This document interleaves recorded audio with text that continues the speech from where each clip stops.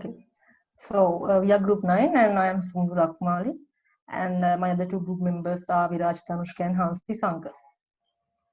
Our project is digital signage based user targeted advertising. So actually digital signages can be seen in everywhere now for advertising, but the problem is most of them are not doing user targeted advertising. Because of that, most advertisements displaying on the screens are not relevant for the people who are watching at it. And the other thing is the technology they are using is very inefficient as well. But in our solution, we are doing user targeted advertising by identifying what kind of user is in front of the screen, and we display the most appropriate advertisement for that person. And we are developing our platform in a web-based platform, so that is very efficient. So in next slide, we are talking about the design of our project here. The digital signage owner can upload the advertisement using the web or mobile application we are providing, and the user detecting and identify unit captures the picture of the person who is in front of the camera, and that image is processed and gender and age group is determined. According to that, the digital signage control unit will display the most appropriate advertisement for that person, and it is displayed in the display. And using the smart power supply unit, we can automatically turn on and turn off the digital display using web or mobile application. And in the next slide, we are going more into the design of a project. So the uploaded advertisements are going to be stored in the SD card within the Raspberry Pi, and the camera module control signal is mainly controlled by the data given by the distance actually ultrasonic sensor. And the images taken from the camera module is going to be inserted into Raspberry Pi, and within the Raspberry Pi port, it is processed with the trained data model, and according to that gender and age classification, the best advertisements is going to display in a digital screen. And next slide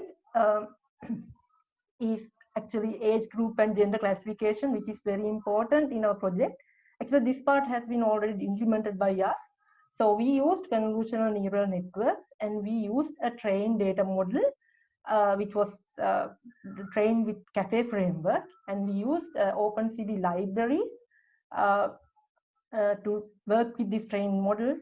And if you can see the leftmost pictures, actually the outputs of our real implementation, and you can see it accurately predicts the gender and the age group of the person.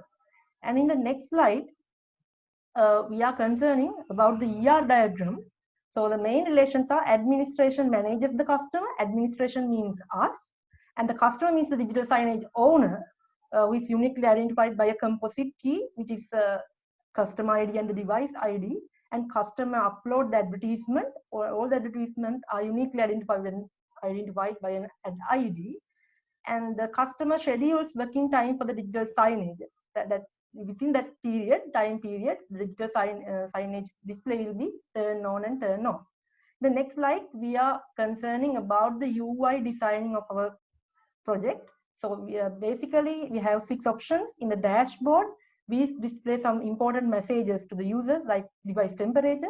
And the next picture is the media. In this media that we can upload the advertisements using this ad media. When giving the advertisement, you should specifically say about the age group and gender this advertisement is for. And the next thing is playlist. And the playlist you can create a playlist using the some several advertisements. And next slide, you can see the schedule. You can schedule our digital display to turn on and turn off to in several date and several time of the dates. And in the next option is devices. In devices, it shows all the available devices for that particular digital signage owner. The profile one definitely shows the profile details of the user. And the next slide is the circuit diagram, which mainly consists of Raspberry Pi board. And all the details about the circuit diagram and how it works will be described by Hans. Look further into detail about the sensors and actuators we are going to use. we are going to use the ultrasonic sensor and the camera module for user detecting and identifying it. We are using ultrasonic sensor to identify the user in audience in front of the screen in the distance of around 1 to 3 meters, because that is the viewing distance of the screen. And the ultrasonic sensor is capable of finding accurately measuring the range up to 4 meters, so we can definitely find the identify the person in front. And the person, when a person is identified, then the camera module will be activated to capture the frame, the person in front, and that will be sent to face analysis algorithms and train models to detect predict the age and gender. And we are using the GPU because it is more memory efficient, and rather than using a webcam through the CPU, because we are using the CPU for other processing purposes. And also the image from this Pi camera, we can use some libraries like Python libraries and APIs to access easily, and also some image resolutions and ratios. And here the sensor is the internal temperature sensor that comes with the Raspberry Pi embedded. What it does is it prevents from exceeding the maximum temperature that it cannot operate, which is 85 degrees Celsius, and the processors will slow down if it to prevent the overheating if it comes to that. And we can use a notifying system for the user about the current temperature in real time, so he can get alerted about if the temperature is rising.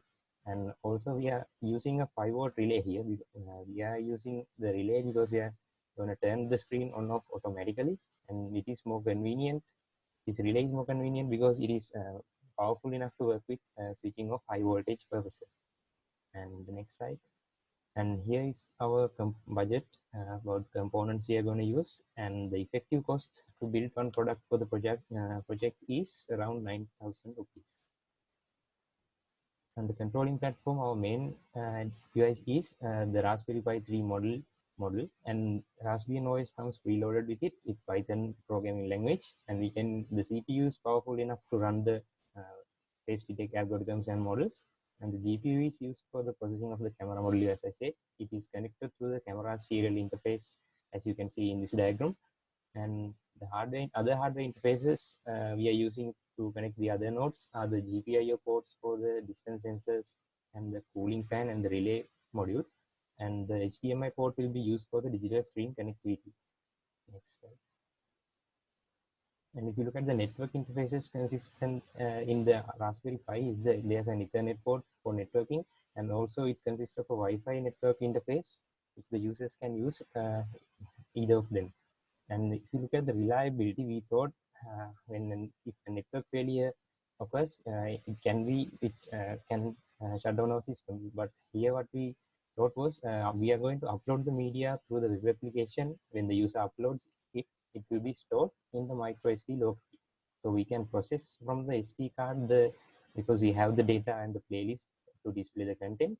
And also we can use some user targeting because we are processing it in the local server, which is the Raspberry Pi. So network technology will be explained by Viraj. See, what are the technologies we are going to use? We use Flutter as a front end because it is open source, and we can use the same code base to create cross-platform mobile, web, and desktop applications. We use Dart as our programming language. If we use Flutter as our front-end framework, and if you use AWS as our backend, the recommended method is this. Generally speaking, you have to connect AWS IoT with AWS Amplify. But in other hand, Flutter and Firebase, both Google products, make it seamless and powerful if used together. So we are using Firebase. Let's see what are the features we are using in the Firebase. We use Firebase authentication, which is built by the same team that developed Google Signing. What I'm saying this is because if we use these, we can surely say the same security level is guaranteed. Therefore, we use Firebase authentication to authenticate shopkeepers to the application. As you can see, Firebase offers, and it works well with many authentication providers. Therefore, we can create multi-factor authentication. But for the sake of simplicity, we are going to stick with two-factor authentication. To be exact, we use phone authentication followed by Google Signing. As you can see, these services are almost free. We use Firebase real-time database to display the device temperature in real time. If the temperature exceeds, maybe the fan is broken or some other reason, if it is exceeds 70 Celsius, shopkeepers will be alerted using push notification. Therefore, we are using Cloud Functions, and we are going to program it using TypeScript.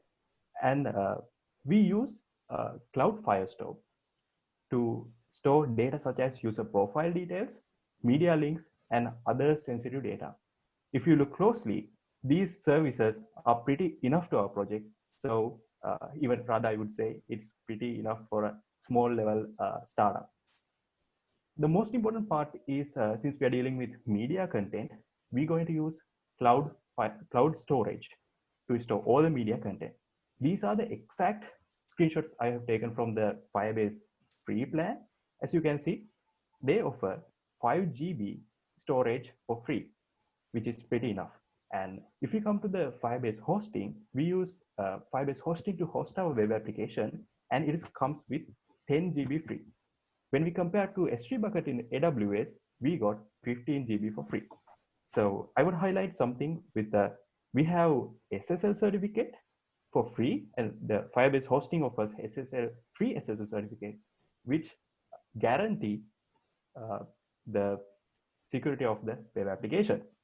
As you can see, if I summarize, we use all the Google products, like for our front end, we use Google, back end, we use Google. Finally, we deploy it to the Google Play. Therefore, that's why we choose to make the consistency of the project. So we are happy to answer any question.